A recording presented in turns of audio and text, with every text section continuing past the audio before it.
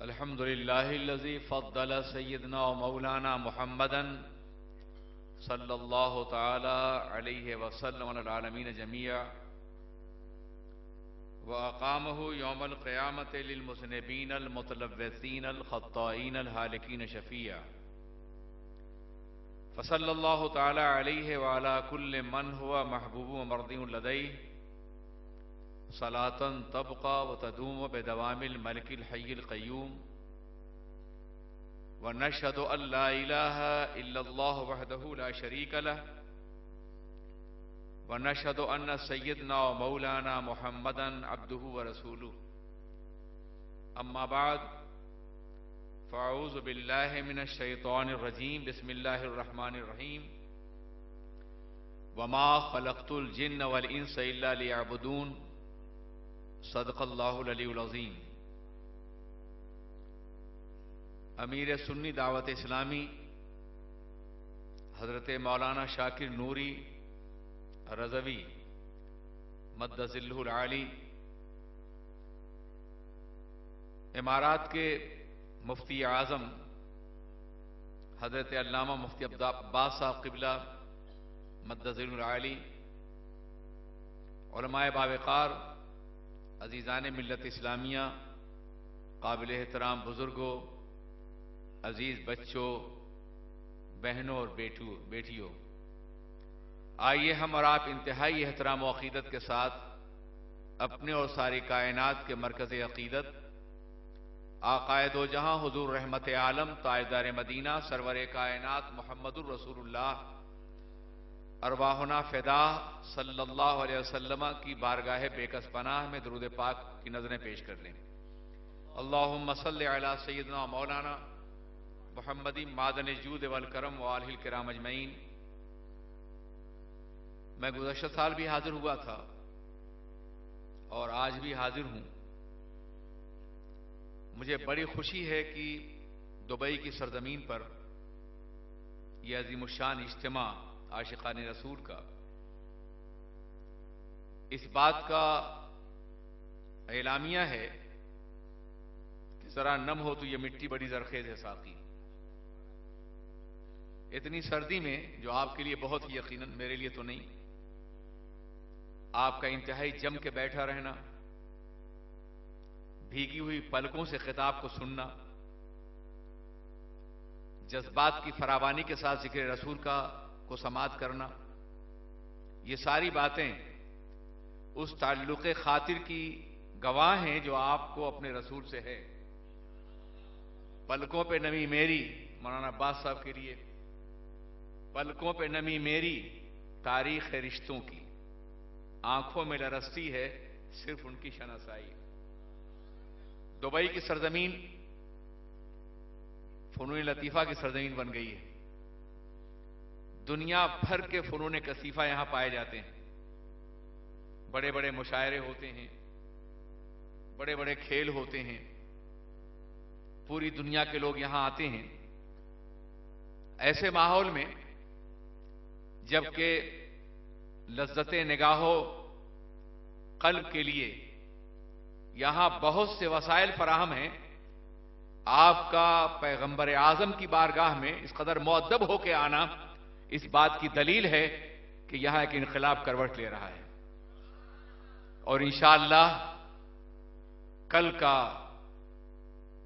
دن ہمارا ہوگا، اسلام کا ہوگا، رسول پاک کے دیوانوں کا ہوگا۔ عزیزان ملت اسلامیہ، آج میری تقریر کا عنوان کوئی بہت خاص نہیں ہے۔ ایک بڑی عظیم تقریر سننے کے بعد میں نہیں چاہتا کہ ان کی تقریر کے اثرات کو آپ میری غیر ضروری باتوں کی بنیاد پر لے کے نہ جائیں۔ میں انہی کے سلسلہ کلام کو آگے بڑھاؤں گا۔ ارادہ تھا کہ اسلام کے نظام معیشت پر گفتگو کروں گا، لیکن نظام معیشت کے بارے میں جو کچھ آپ نے فرما دیا ہے اب اس کے بعد گفتگو متضاد ہو جائے گی، اس لیے معاف کیجیے گا۔ میں آج اسلام کے نظام عبادت پہ گفتگو کروں گا۔ اس لیے کہ عبادت ہی کے حوالے سے گفتگو ہو چکی ہے، اور میں چاہوں گا کہ گفتگو کا تسلسل باقی رہے، اور جب آپ یہاں سے جائیں تو دونوں خطابوں کے ذریعے سے ایک منشور لے کے جائیں، ایک ضابطہ لے کے جائیں، ایک فکر لے کر کے جائیں، ایک انداز حیات لے کے جائیں، ایک اسلوب زندگی لے کر کے جائیں، اور اس کو برتنے کی کوشش کریں۔ عبادت کا نام سننے کے بعد یقیناً آپ کے ذہنوں میں بات آ گئی ہوگی کہ آج نماز کی بات ہوگی، روزے کی بات ہوگی، حج کے بارے میں بتایا جائے گا، زکوٰۃ کی بات ہوگی۔ بلا شبہ نماز اہم العبادات ہے، نماز جان عبادات ہے، نماز روح عبادات ہے، نماز افتخار ابدیت ہے، نماز ناز بندگی ہے، نماز قلب رسول کی ٹھنڈک ہے، نماز نگہ مصطفیٰ کا قرار ہے، نماز فارق حق و باطل ہے، نماز معراج مومن ہے، نماز جنت کی کنجی ہے، فلاح کی ضامن ہے، عظمتوں کی حامل ہے، ارتقاء کا زینہ ہے، کامیابیوں کی منزل ہے، مقصد حیات ہے، جان زندگی ہے، روح عمل ہے۔ نماز بہت کچھ ہے مگر نمازی سب کچھ نہیں۔ عزیزان ملت اسلامیہ، روزہ بڑی اہم عبادت ہے۔ کون نہیں جانتا ہے کہ دنیا کی بہت سی قومیں اس بات کی کوشش کر رہی ہیں کہ دنیا سے بھوک کا خاتمہ ہو جائے، بھوک مٹ جائے، کوئی بھوکا نہ رہنے پائے، مگر جتنی کوششیں ہو رہی ہیں بھوک بڑھتی جا رہی ہے۔ پہلے افراد بھوکے ہوتے تھے، اب پوری قومیں بھوکی ہیں۔ پہلے خطے بھوکے ہوتے تھے، اب بر اعظم بھوکے ہیں۔ بھوک کا دائرہ وسیع ہو رہا ہے۔ پروردگار عالم نے بندوں کو رزق فراوان عطا فرمایا، مگر عقل و شعور عطا فرما کر کے تقسیم رزق کا معاملہ ان کے اپنے ہاتھوں میں دے دیا گیا۔ مثال کے طور پہ مسلمان ہیں، دنیا میں مسلمانوں کی تعداد 24 یا 25% ہے، ہر چوتھا اور پانچواں آدمی مسلمان ہے، مگر مسلمانوں کو جو ذرائع دیے گئے ہیں، معاش کے ذرائع، جو وسائل دیے گئے ہیں، وہ 26 اور 27% ہیں۔ آپ اندازہ فرمائیں، پروردگار عالم نے یہ احسان عظیم فرمایا کہ ہماری تعداد سے زیادہ ہمیں وسائل فرمائے گئے، مگر وسائل کی صحیح تقسیم نہ ہونے سے آج دنیا میں مسلمان مفلس ترین قوم ہے۔ بھوک نے ڈیرا ڈال رکھا ہے، بھوک نے باضابطہ سایہ ڈال رکھا ہے پوری قوم پر اور پوری دنیا پر۔ بھوک کے خاتمے کی لوگ کوشش کرتے ہیں مگر بھوک مٹتی نہیں۔ جانتے ہو کیوں؟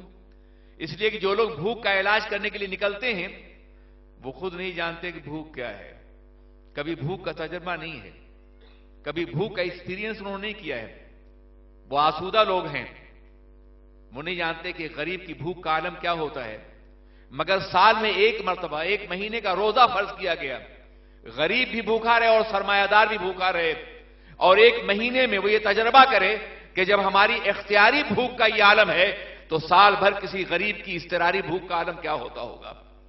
اور اس طرح سے روزہ دراصل انسان کے اندر بھوک مٹانے کا جذبہ پیدا کرتا ہے، غریبوں سے ہمدردی پیدا کرتا ہے، بے کسوں کے لیے ابھارتا ہے، اور اس بات پر آمادہ کرتا ہے کہ فی اموالہم حق للسائل والمحروم، تمہارے مال میں سائل کا بھی حق ہے اور محروم کا بھی حق ہے۔ روزہ بہترین عبادت ہے۔ عزیزان ملت اسلامیہ، زکوٰۃ، آپ جانتے ہیں کہ اسلام کا ایک عظیم فریضہ ہے زکوٰۃ۔ آپ کو 2.5%، 2.5% اپنا مال اللہ کے راستے میں نکالنا ہے، اپنی سیونگ میں سے، اپنے محفوظ سرمایے میں سے۔ کبھی آپ نے سوچا کہ دنیا میں آج کیا ہو رہا ہے؟ دنیا اس بات کی کوشش کر رہی ہے کہ غربت کا خاتمہ ہو جائے، طبقاتیت کا خاتمہ ہو جائے، پستی اور بلندی کے اثرات مٹ جائیں، مگر عالم یہ کہ سرمایہ کچھ ہاتھوں میں سمٹتا جا رہا ہے۔ اور عالم یہ ہے کہ اشتراکیت اور کمیونزم کی تباہی کے بعد اب سرمایہ داری بھی دم توڑنے والی ہے۔ وال اسٹریٹ کے خلاف جو تحریک چل رہی ہے پوری دنیا میں، وہ سرمایہ داری کے خلاف تحریک ہے، سرمایہ کے خلاف تحریک ہے، ارتکاز سرمایہ کے خلاف تحریک ہے۔ اور یہ تحریک اگر آگے بڑھی تو یقینی طور پر سرمایہ داروں کے محلوں میں بلا شبہ زلزلہ پیدا ہوگا، مگر دنیا کے پاس کوئی حل نہیں ہے۔ دنیا یہ جانتی نہیں ہے کہ اگر سرمایہ داری ختم ہو جائے اشتراکیت کی طرح سے، کمیونزم کی طرح سے، تو پھر دنیا کو کیسا نظام دیا جائے۔ آج اگر امت مسلمہ بیدار ہوتی، مسلمانوں کو اپنے نظام معیشت کا علم ہوتا، تو آج دنیا کے تمام مسائل کا واحد حل اسلام کے نظام معیشت میں ہے، اسلام کے نظام معاش میں ہے۔ مگر افسوس یہ ہے کہ مسلمان خود نہیں جانتا، اسے سب کچھ معلوم ہے، مگر اسلام کے بارے میں معلومات بہت ہی معمولی ہیں، بڑی سرسری ہیں، کچھ اوپر کی معلومات ہیں، ادھر ادھر سے سن لیا گیا ہے، اور مدتوں سے ہمارے مبلغین نے، ہمارے کام کرنے والوں نے مسلمانوں کو چند باتوں کا عادی بنایا ہے، اس پورے نظام زندگی کی خبر نہیں دی ہے جو رسول اللہ لے کر کے آئے تھے۔ چند دعائیں پڑھ لو، کھڑے کھڑے دعائیں کر لو، اسرائیل کی توپوں میں کیڑے پڑ جائیں، یہ زنانہ دعائیں کرو اور دنیا میں کام کرنے کی کوشش مت کرو۔ یہ رہا ہے کئی سو سال سے مسلمانوں کا حال۔ اسلام ایک مکمل نظام زندگی ہے، مکمل دستور حیات ہے، مکمل طرز عمل ہے، مکمل آئین زندگی ہے۔ اس میں نظام معیشت بھی ہے، نظام معاش بھی ہے، نظام اخلاق بھی ہے، دستور زندگی بھی ہے، نظام معاملہ بھی ہے، نظام حکومت بھی ہے، یہ سب کچھ ہے اس میں۔ لیکن کون مسلمان ہے جو سب کچھ جاننے کی کوشش کر رہا ہے؟ زکوٰۃ اس کی ایک بڑی اہم حیثیت ہے۔ عزیزان ملت اسلامیہ، ہوتا یہ ہے کہ جب سرمایہ کہیں ٹھہر جائے، رک جائے تو سڑ جاتا ہے۔ سرمایہ کی حیثیت پانی کسی ہے دولت کی۔ پانی کو اگر کسی گڈھے میں جمع کر دو اور بہاؤ نہیں اسے تو سڑ جائے گا، بدبو ہوگی، معاشرے میں تعفن پیدا کرے گا۔ لیکن پانی کو بہاؤ تو زندگی بخشے گا، حیات بخشے گا۔ اسلام نے سرمایہ کے بہاؤ کا ضابطہ عطا فرمایا ہے، قانون عطا فرمایا ہے کہ کم از کم 2.5% تم اپنا سرمایہ غریبوں پہ خرچ کرو، بے کسوں اور مجبوروں میں خرچ کرو۔ اگر تم نے سرمایہ کو بازار میں نہیں داخل کیا، بینکوں اور اپنے ہاتھوں سے نکال کر کے بہاؤ نہیں دیا، تو 50 سال کے اندر تمہارا سرمایہ تمہاری جیب سے نکل کے تجوری سے غریبوں کے ہاتھ میں چلا جائے گا۔ اس لیے مجبور ہوگا مسلمان کہ سرمایہ کو بڑھائے، سرمایہ کو پھیلائے، بازار میں لائے، بازار کی رونق بنائے، سرمایہ مرنے نہ پائے، سرمایہ زندہ ہو۔ آج یہ بڑے بڑے مال جو بن رہے ہیں، جانتے ہو کیا ہے؟ یہ ہزاروں دکانوں کے خون پر بن رہے ہیں۔ چھوٹی چھوٹی دکانیں جہاں انسان کماتا تھا وہ سب سمٹ رہے ہیں۔ جہاں ہزاروں آدمی اپنی روزی حاصل کرتے تھے، وہاں کوئی ایک مالدار آدمی جس کا مال ہے وہ سب کچھ کر رہا ہے، اور یہ پوری دنیا میں ہو رہا ہے۔ سرمایہ کا سمٹنا سرمایہ کی موت ہے۔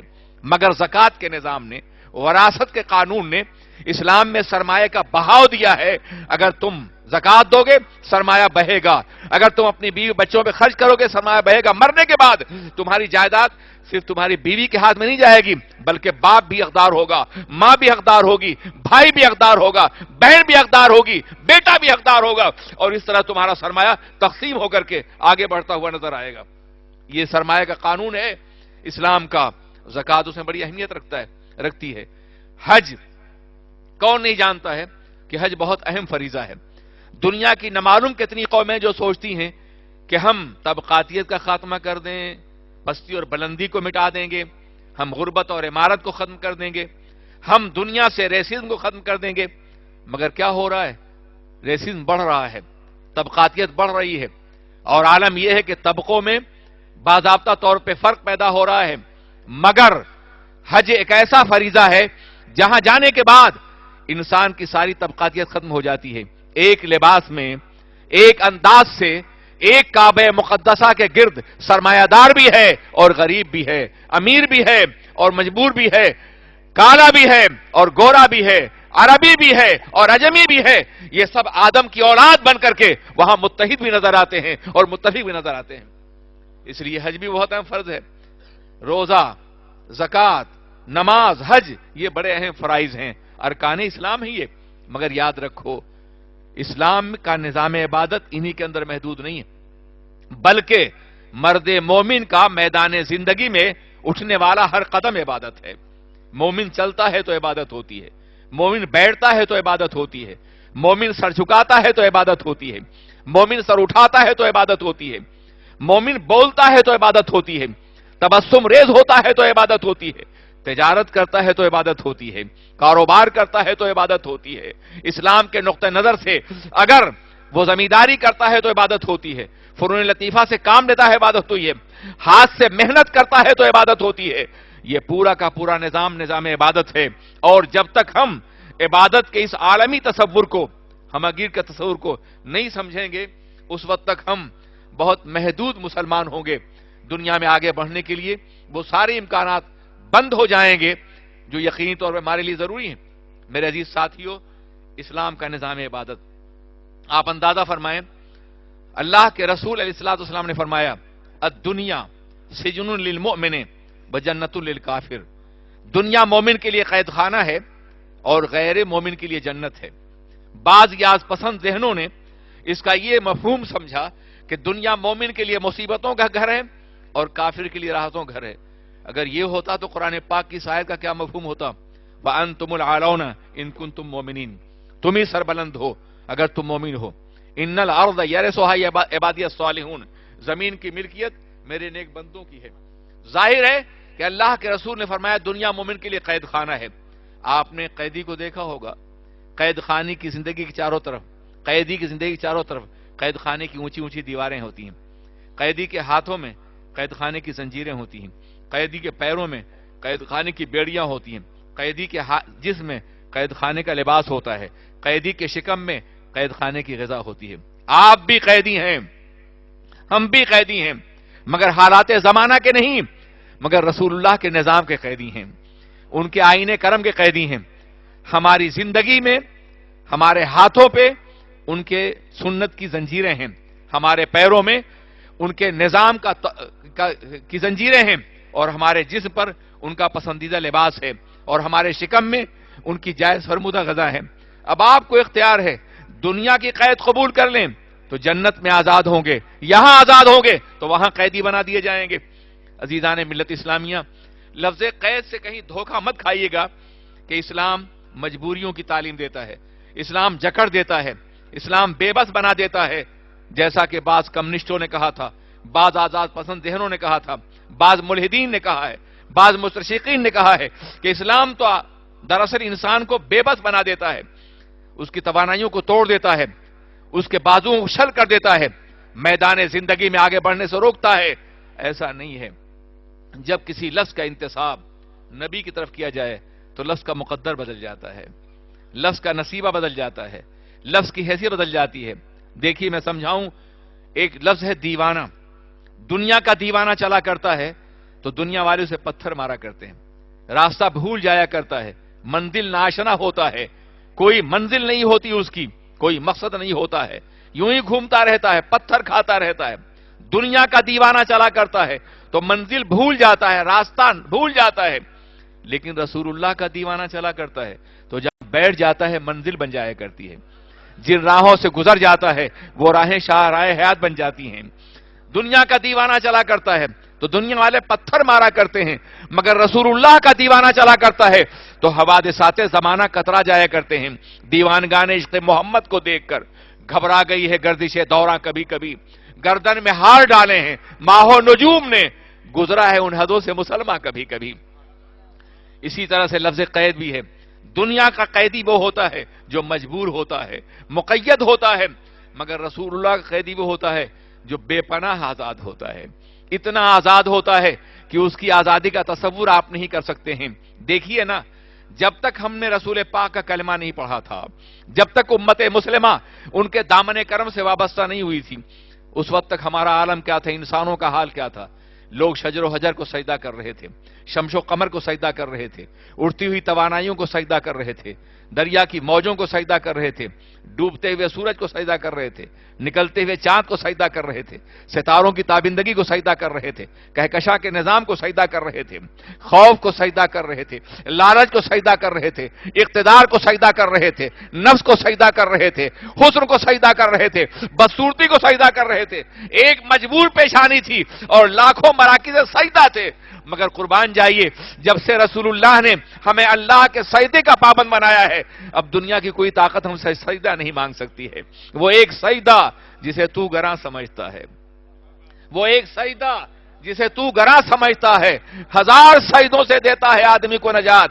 وہ سجدہ روح زمین جس سے کانپ جاتی تھی، اسی کو آج ترستے ہیں ممبر و محراب۔ یہ سحر جو کبھی فردا ہے کبھی ہے امروز، یہ سحر جو کبھی فردا ہے کبھی ہے امروز، نہیں معلوم کہ ہوتی ہے کہاں سے پیدا۔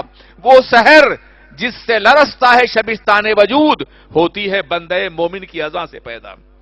اللہ کے رسول نے ایک سجدہ، ایک خدا کا سجدہ دے کر کے ہزاروں سجدوں کی غلامی سے آزاد کر دیا ہے، پیشانی کو آزاد کر دیا ہے، فکر کو آزاد کر دیا ہے، شعور کو آزاد کر دیا ہے، ذہن کو آزاد کر دیا ہے، نظام بندگی دے کر کے دنیا کی بندگی سے آزاد کر دیا ہے۔ اب دنیا کی کوئی طاقت ہم سے سجدہ نہیں مانگ سکتی۔ اسلام نے مسلمان کو سب سے بلند کر دیا ہے، بلکہ انسان کو سب سے بلند کر دیا ہے۔ یاد رکھیے دنیا میں 2 طاقتیں ہیں، ایک کو ہم زمانہ کہتے ہیں، ایک کو مکان کہتے ہیں، ٹائم اور اسپیس۔ یہی 2 قوتیں ہیں نا جس میں انسان بس رہا ہوتا ہے، یا تو وہ ٹائم کے اندر ہوتا ہے یا اسپیس کے اندر ہوتا ہے، یا تو زمانے کے اندر ہوتا ہے یا مکان کے اندر ہوتا ہے۔ مگر کبھی آپ نے سوچا کہ یہ زمانہ بھی انسان کا غلام ہے اور یہ مکان بھی؟ یہ ہمارا معبود نہیں ہے۔ لوگ یا تو زمانے کو پوچھتے ہیں یا مکان کو پوچھتے ہیں، مگر مسلمان ان دونوں سے بلند ہے۔ قرآن عظیم ارشاد فرما رہا ہے وَسَخَّرَ لَكُمُ الشَّمْسَ وَالْقَمَرَ، تمہارے لیے چاند اور سورج مسخر کر دیے گئے ہیں۔ تو چاند اور سورج سے زمانہ پیدا ہوتا ہے، ٹائم پیدا ہوتا ہے چاند اور سورج کی گردش سے۔ جب چاند اور سورج مسخر ہیں تو دن اور رات بھی مسخر ہو گئے ہیں۔ قرآن کہتا ہے وَسَخَّرَ لَكُم مَّا فِي السَّمَاوَاتِ وَالْأَرْضِ، تمہارے لیے مسخر کر دی گئی ہیں وہ تمام چیزیں جو زمینوں اور آسمانوں میں ہیں۔ یہ اسپیس ہے، گویا اسپیس بھی غلام ہے اور ٹائم بھی غلام ہے، اس لیے کہ انسان ان سب سے بلند ہے۔ انسان اس وقت بھی تھا جب ٹائم نہیں تھا، انسان اس وقت بھی ہوگا جب ٹائم نہیں ہوگا، جب اسپیس نہیں ہوگا۔ انسان بہت بلند ہے، تو ظاہر ہے کہ مسلمان کائنات کی کسی شے کو سجدہ نہیں کر سکتا ہے۔ اللہ کے رسول وہاں بھی گئے جہاں ٹائم نہیں تھا، وہاں بھی گئے جہاں اسپیس نہیں تھا، مگر آنے کے بعد قرآن اعلان کرتا ہے اللہ اکبر سبحان الذی اسری بعبدہ لیلا من المسجد الحرام الی المسجد الاقصی، پاک ہے وہ پروردگار عالم جس نے سفر کرایا اپنے بندے کو مسجد حرام سے لے کر کے مسجد اقصی تک، اپنے بندے کو سفر کرایا۔ کیا مطلب؟ جو عرش پہ گیا اور واپس آیا وہ بھی بندہ ہے۔ یہ کائنات کی بلندیاں جس کے قدموں کو چوم چکی ہیں وہ بندہ ہے، وہ معبود نہیں ہے۔ جب وہ معبود نہیں تو چاند کیسے معبود ہوگا، سورج کیسے معبود ہوگا؟ رسول تو اپنے ان کو گرد راہ بنا چکے ہیں۔ کہکشاں جلوہ فشاں ہے کہ اسی رستے سے ہونے والا ہے محمد کا گزر۔ آج کی رات مل گئی سارے جہانوں کے خزانوں کی کلید، اپنی معراج کو پہنچا ہے بشر آج کی رات۔ اللہ کے رسول نے ایک اللہ کا سجدہ دے کر کے تمام سجدوں سے بے نیاز کر دیا ہے۔ کتنا بلند کر دیا ہے پیغمبر اعظم نے، کتنا عظیم کر دیا ہے پیغمبر اعظم نے، کتنا باوقار کر دیا ہے پیغمبر اعظم نے، ہماری پیشانی کو کس قدر بلند کر دیا ہے پیغمبر اعظم نے۔ اس لیے ان کی غلامی ساری کائنات میں آزادی کی دلیل ہے، محمد کی غلامی ہے سند آزاد ہونے کی، خدا کے دامن توحید میں آباد ہونے کی۔ ان کی غلامی کیسے اختیار کریں گے؟ کس طرح سے آپ کی زندگی کی ہر سانس، زندگی کا ہر لمحہ عبادت بن سکتا ہے؟ آئیے میں تھوڑی سی وضاحت کروں۔ مجھے معلوم ہے کہ بہت زیادہ وقت نہیں ہے، لیکن میں سرسری طور پر ایک فکر دینا چاہتا ہوں۔ میرے عزیز ساتھیوں، آپ کی زندگی میں اگر سنیت ہے، سنت ہے، دین ہے، عشق رسول ہے تو مبارک ہو، اور اگر نہیں تو آپ کو اپنی زندگی میں تھوڑی تبدیلی پیدا کرنی ہوگی، اپنے اسلوب حیات میں، اپنے طرز زندگی میں، لائف سٹائل میں تھوڑی تبدیلی پیدا کرنی ہوگی۔ مثال کے طور پر آپ روزانہ سوتے ہیں، الحمدللہ اس وقت آپ کو نیند نہیں آ رہی، بڑی خوشی کی بات ہے، لیکن سونا انسان کی فطرت ہے۔ آپ سونا چاہیں گے تو بھی نیند آئے گی اور نہ سونا چاہیں گے تو بھی نیند آئے گی، لیکن سونے سے پہلے اگر آپ صرف اتنا سوچ لیں اس طرح سوئیں جیسے رسول اللہ سویا کرتے تھے، تو آپ سو بھی رہے ہوں گے، عبادت الہی بھی ہو رہی ہوگی، سو بھی رہے ہوں گے اور رحمت پروردگار آپ کی حفاظت کر رہی ہوگی، آپ سو بھی رہے ہوں گے اور فرشتے آپ کے لیے دعائیں بھی کر رہے ہوں گے، اس لیے کہ سو آپ رہے ہیں، ادا مصطفیٰ کی ہے، نیند مصطفیٰ کی ہے، طرز حیات مصطفیٰ کا ہے، انداز مصطفیٰ کا ہے۔ کبھی آپ نے سوچا کہ سونا رسول پاک کی مجبوری نہیں تھا، ہماری فطرت کی ضرورت ہے، ہمارے جسم کا تقاضا ہے۔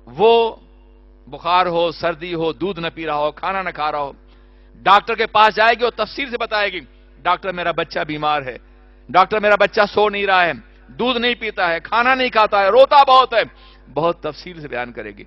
लेकिन डॉक्टर उस वक्त आ जाए जब बच्चा मर रहा हो, तो मां तफसील नहीं बयान करेगी, सिर्फ कहेगी डॉक्टर मेरा बच्चा, मेरा बच्चा, मेरा बच्चा। जुमले का नामुकम्मल होना दर्द की इंतहा की अलामत है। दर्द की अजमत, दर्द की इंतहा की अलामत इससे ज्यादा दर्द नहीं होगा कि जुमला नहीं पूरा हो रहा है। अल्लाहुम्मा उम्मती उम्मती, अल्लाह मेरी उम्मत, मेरी उम्मत। अजीजान मिल्लत इस्लामिया, अल्लाह जानता था कि रसूल पाक क्यों रो रहे हैं, मगर जिब्राइल को भेजा, जाओ पूछो मेरे रसूल से क्यों रो रहे हैं, जाओ देख के आओ क्यों, ताकि वो आए बयान करें और रसूल पाक का ये दर्द उम्मत तक पहुंच सके। अजीजान मिल्लत इस्लामिया, जब ये आयत करीमा नाजिल हुई, अल्लाह अकबर, वला सौफ युतीका रब्बुका फतरदा, आपका परवरदिगार आपको इतना देगा कि आप राजी हो जाएंगे। तो अल्लाह के रसूल अर्ज करते हैं, तब तो मैं उस वक्त तक राजी नहीं हूंगा जब तक मेरा एक उम्मती भी जहन्नम होगा। आप खुश हो गए होंगे, उम्मती तो हैं, अब तो जहन्नम में नहीं जाएंगे हम, बिला शुबा। अगर आप उम्मती हैं तो खुश हो जाइए। रसूल ने जमानत ली है, वो हमारी आखिरी उम्मीद है, वो हमारा आखिरी सहारा है। न तकवा पर, न ताअत पर, न ज़ुहदो इत्तिका पर है, हमारा नाज जो कुछ है मोहम्मद मुस्तफा पर है। बिला शुबहा आपको खुश होना चाहिए, मगर आपको साबित करना होगा कि आप उम्मती हैं। आप डिजर्व करते हैं कि आपको उम्मती कहा जाए। उम्मत के माना जमात के होते हैं। जमात का कायद उन लोगों को निकाल देता है जो जमात के बागी होते हैं। क्या आप नबी पाक की जमात के हकदार हैं कहने के? नमाज उनकी आंखों की ठंडक है, आप नमाज नहीं पढ़ते। झूठ इंतहाई नापसंदीदा है, झूठ बोलते हैं, बुराइयां करते हैं। आप साबित कीजिए कि आप उम्मती हैं, इंशाअल्लाह आप जन्नत में जाएंगे। रसूल ने जमानत ली है, उनके खुदा ने जमानत दी है।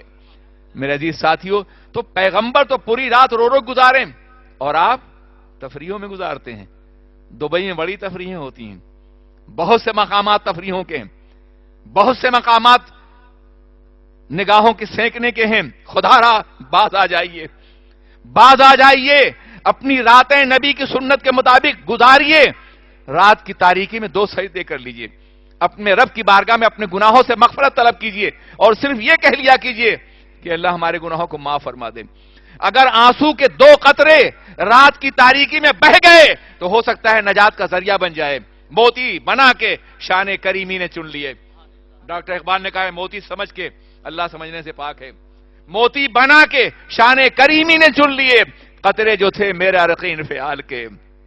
याद रखिए, अल्लाह ने के रसूल ने वादा फरमाया है अल्लाह के बिहाफ, अत्ताइबु मिनज़ ज़म्बि कमन ला ज़म्ब लहू, गुनाहों से तौबा करने वाला ऐसा है जैसे उसने गुनाह ही न किया हो। मन ताबा ताब अल्लाह लहू, जो तौबा करता अल्लाह उसकी तौबा कबूल फरमा लेता है।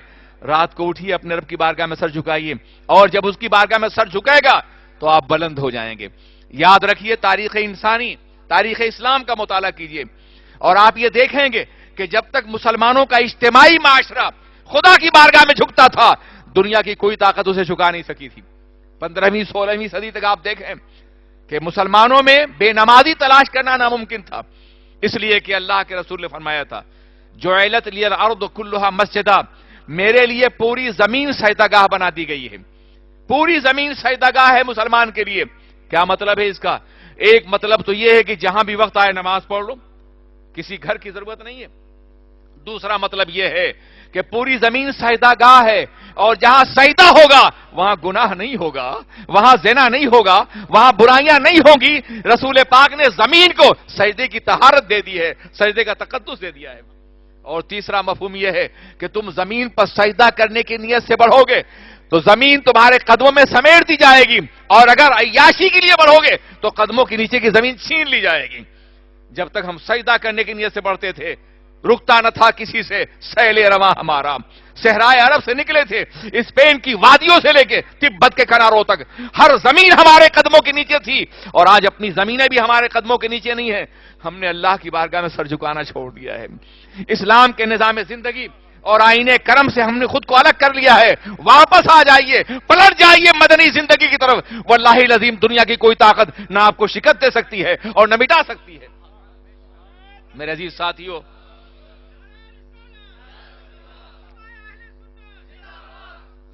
सोने के बाद अगर आप उठेंगे तो घर से कदम बाहर भी निकालेंगे। आप जनाब मूसा की कौम तो नहीं है ना कि किसी मैदान में घेर के मन्नो सलवा उतारा जाए आपके ऊपर। और याद रखिए कि जिस कौम पर मन्नो सलवा उतरता है, अगर वो मन्नो सलवा की नाकदरी करती है तो अजाब भी आता है उसके ऊपर। मन्नो सलवा यहां भी उतरा है।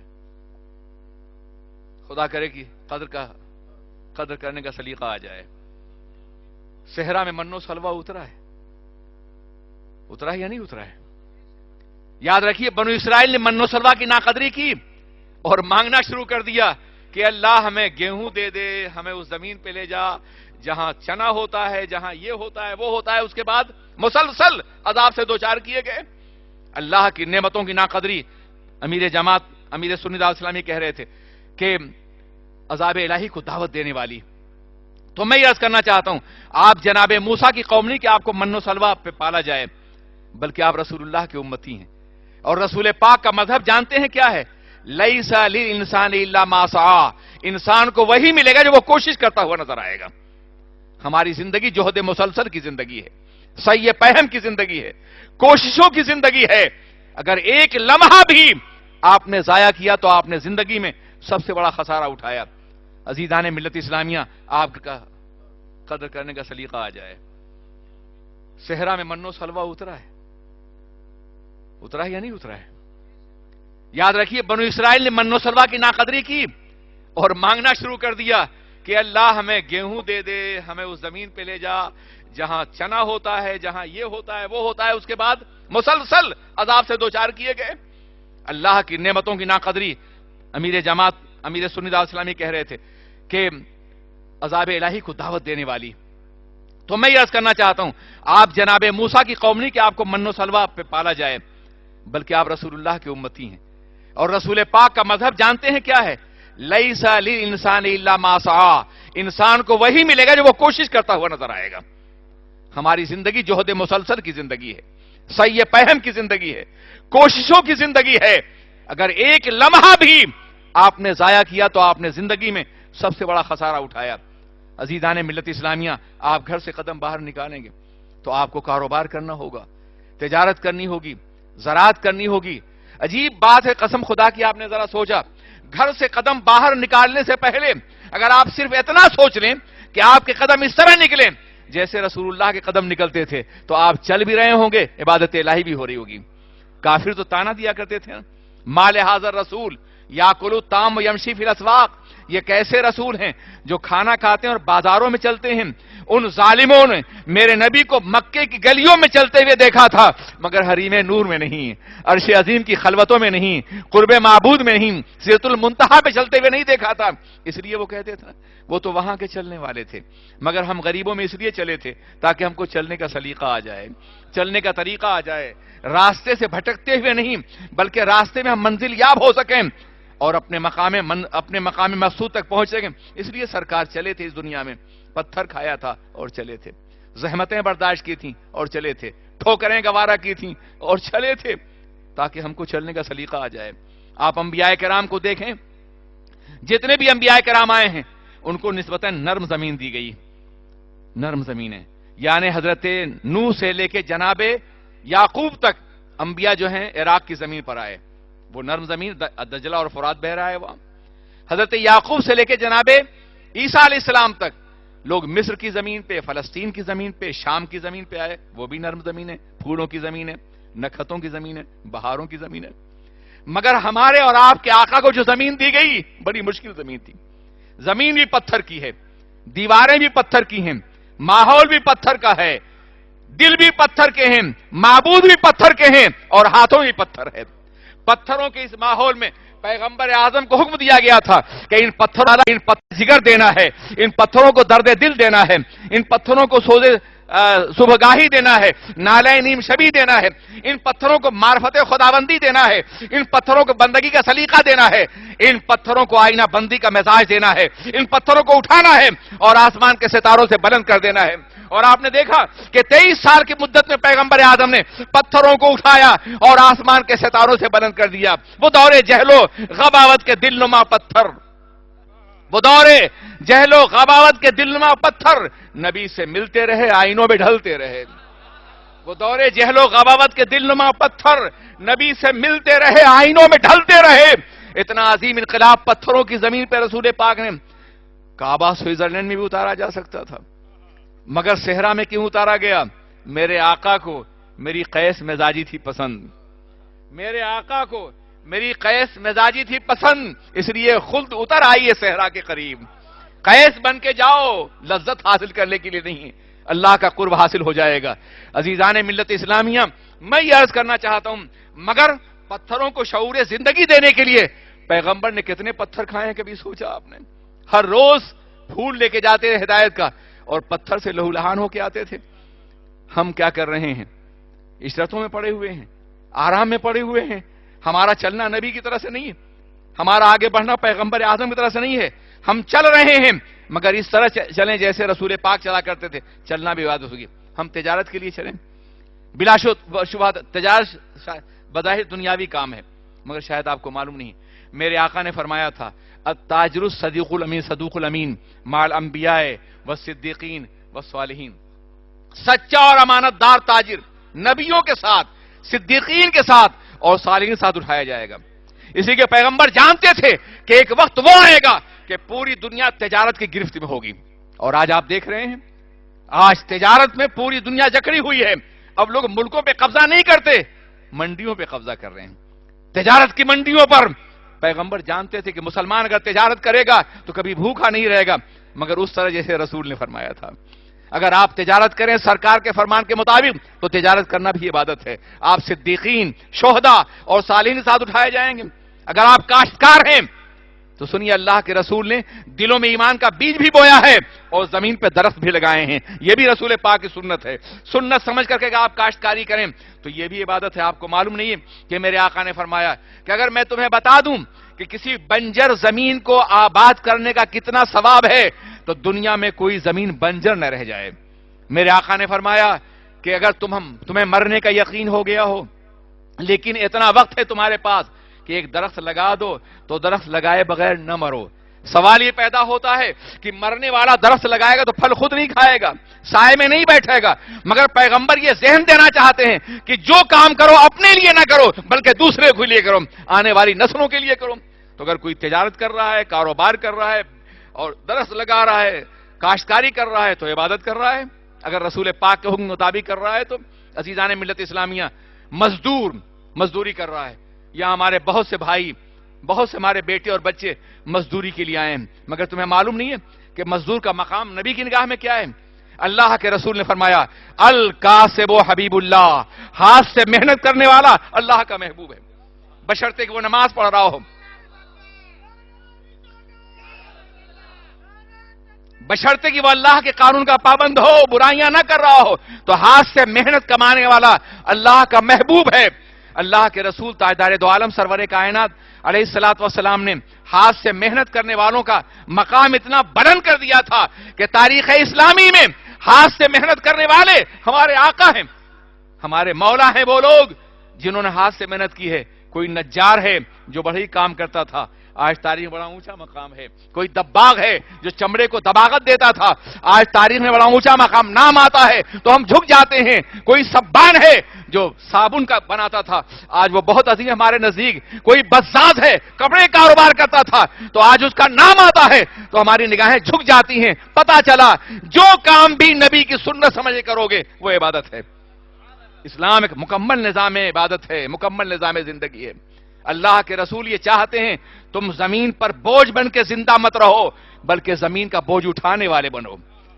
تم زمین پر بوجھ بن کے زندہ مت رہو، مگر مسلمان زمین پہ بوجھ بن کے زندہ رہا ہے، اس لیے کہ دولت اگر بغیر محنت کے آ گئی ہے تو ناقدری ہو رہی ہے، اور اگر محنت کرنے کا موقع آیا تو محنت سے جی چراتا ہوا نظر آتا ہے، پوری رات جاگتا ہے عیاشیوں میں، تفریحوں میں، بازاروں میں، اور یہ نہیں سوچتا ہمارے بچے کیا کریں گے، ہمارا مستقبل کیا ہوگا، ان کی تعلیم کیسے ہوگی، ہم آگے کیسے بڑھ سکیں گے۔ عزیزان ملت اسلامیہ، اس لیے آپ گھر سے نکلتے ہیں لیکن یہ سوچ کے نکلیں کہ رسول پاک کیسے چلا کرتے تھے تو آپ کا چلنا بھی عادت ہوگا۔ کھانا روزانہ کھاتے ہیں آپ، چند ضروری باتیں، کھانا روزانہ کھاتے ہیں، کھانے سے پہلے صرف اتنا سوچ لیں کہ ہم اس طرح کھائیں جیسے رسول پاک کھاتے تھے تو آپ کا کھانا بھی عبادت ہوگا۔ بہت سی احادیث مبارکہ اس سلسلے میں ہیں. رسول پاک کیسے کھایا کرتے تھے سنیے. میرے آقا نے فرمایا کہ وہ انسان ہمارے معاشرے کا ممبر نہیں ہے، اللہ کی رحمت سے دور ہے، جو خود پیٹ بھر کے سوتا ہے اور اس کے پڑوس میں کوئی بھوکا سوتا ہے. کیا کبھی آپ نے سوچا؟ ممکن ہے یہاں کا کوئی پڑوسی بھوکا نہ ہو، لیکن انڈیا اور پاکستان میں کوئی پڑوسی آپ کا بھوکا ہو. پیٹ بھر کے سونے والا اگر پڑوس میں کوئی بھوکا ہے تو اسلامی معاشرے کا ممبر نہیں ہے. عزیزان ملت اسلامیہ، اللہ کے رسول نے اس حدیث پاک میں لفظ پڑوس استعمال کر کے پوری دنیا کا سکون پوشیدہ کر دیا ہے. ایک گھر کے پڑوسی محلے والے ہوتے ہیں، محلے والے کے پڑوسی شہر والے ہوتے ہیں، شہر والوں کے پڑوسی ملک والے ہوتے ہیں، ملک والوں کے پڑوسی بر اعظم والے ہوتے ہیں، بر اعظم والوں کے پڑوسی دنیا والے ہوتے ہیں. اگر دنیا کا ہر پڑوسی اپنے پڑوسی کی بھوک مٹا کے سوئے تو دنیا میں کہیں بھوک نہ رہ جائے، دنیا میں کہیں غربت نہ رہ جائے، دنیا میں کہیں پریشانی نہ رہ جائے. لیکن کیا ہم ایسا کرتے ہیں؟ میرے عزیز، میرے آقا نے جو تربیت دی تھی اس کا یہی عالم تھا. ایک صحابی بارگاہ رسول میں حاضر ہوئے، اللہ کے رسول سے کچھ سوال کرنا چاہتے تھے. سرکار نے محسوس کیا کہ یہ بھوکے ہیں. آپ نے کہا کوئی ہے اسے جو جناب فاطمہ کے پاس لے جائے، میری لخت جگر کے پاس. ان سے کہے رسول پاک کے مہمان حاضر ہیں. ایک صحابی اٹھے، باب فاطمہ پہ لے گئے، دستک دی اور کہا کہ رسول پاک کے مہمان حاضر ہیں. جناب فاطمہ نے گھر کا جائزہ لیا تو آج 3 روز سے چولہا نہیں جلایا. جناب حسن بھی بھوکے اور حسین بھی بھوکے ہیں. لیکن جب رسول پاک کے مہمان کا خیال تڑپ اٹھی اور اپنی چادر اطہر جناب حسین کے حوالے کر دی. جاؤ اسے فلاں یہودی کے پاس گروی رکھ دو، غلہ لاؤ، میں اپنے مہمان کو کھانا ضرور کھلاؤں گی، میرے در سے کوئی بھوکا نہیں جا سکتا ہے. وہ لے کے گئے. یہودی نے دیکھا اور کھڑا ہو گیا اور کہا شہزادے، پوری کائنات بھی اس کے ایک تار کی قیمت نہیں بن سکتی ہے. میں پڑھ لیتا ہوں لا الہ الا اللہ محمد الرسول اللہ، میرا سب کچھ تمہارا ہے. کیا ہم دوسروں کی بھوک کا اتنا ہی خیال کرتے ہیں؟ آج تو یہ عالم ہے کہ سرمایہ دار کے پڑوس میں کوئی بھوکا ہے تو کہتا ہے دیواریں اور اونچی کر دو، بچوں کی بھوک اور ان کا کرب مجھے گوارا نہیں ہے. عزیزان ملت اسلامیہ، حضرت عبداللہ بن مبارک رضی اللہ تعالی سفر حج پہ جا رہے ہیں.